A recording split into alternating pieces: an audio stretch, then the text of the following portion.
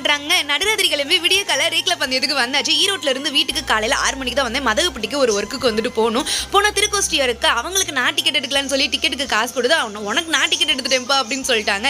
So அக்காக்கு ரொம்ப நன்றியை சொல்லிட்டு அங்கேருந்து திருப்பத்தூர்ல நம்ம தங்கச்சிகளுக்கு ஒரு ஹாய் சொல்லிட்டு ஒரு ஜூஸை குடிச்சிட்டு அடுத்து நம்ம அங்கேருந்து தம்பிங்க எல்லாருக்கும் ஒரு ஹாய் சொல்லிட்டு மதகுப்பட்டியில் வீடியோவும் எடுத்துட்டு வீட்டுக்கு வந்தா மணி 6:45 ஆயிடுச்சு. நம்ம மகேந்திர பூபதி அண்ணாவோட தங்கச்சி வந்துட்டு பஸ்ல வந்தாங்க. நான் தான் உங்களுக்கு டிக்கெட் எடுப்பேன் அப்படின்னு சொல்லி டிக்கெட்டும் எடுத்தாங்க. மதுரைக்கு வந்து இறங்குனா அண்ணனுங்க வந்துட்டு டீ குடிச்சிட்டு தான் போகணும் அப்படின்னு சொல்லிட்டு அண்ணனும் தம்பியும் சேர்ந்து டீ வாங்கி கொடுத்தாங்க. ஸோ மாட்டுத்தாவணியில் டீ குடிச்சிட்டு வீட்டுக்கு வந்துட்டு போய்கிட்டு இருந்தேன். வீட்டுக்கு போனால் மணி வந்துட்டு 7:57 ஆயிருச்சு. இப்போ வீட்டுக்கு போயிட்டு உடனே கிளம்பி மாட்டு வண்டி எல்கை பந்தயத்துக்கு கிளம்பணும். ஸோ வீட்டுக்கு போயிட்டு ட்ரெஸ் சேஞ்ச் பண்ணிட்டு கிளம்பி ஜூ ராக்கி பாப்பா எல்லாருக்கும் டாட்டா சொல்லிட்டு எங்கள் அப்பா வந்துட்டு மாட்டுத்தாவணியில் வந்து ஸ்கூட்டியில் வந்துட்டு இறக்கி விட்டார். அங்கேருந்து வந்தால் மாட்டுத்தாவணியில் அண்ணனுங்க தங்கச்சிங்க எல்லாருக்கும் ஒரு ஹாய் சொல்லிட்டு அங்கேருந்து நம்ம தஞ்சாவூர் பஸ் ஏறி புதுக்கோட்டை வந்துட்டு போய் புதுக்கோட்டையிலேருந்து அறந்தாங்கி போகணும். புதுக்கோட்டையில் நம்ம கபடி மேட்ச்க்காக தம்பிங்க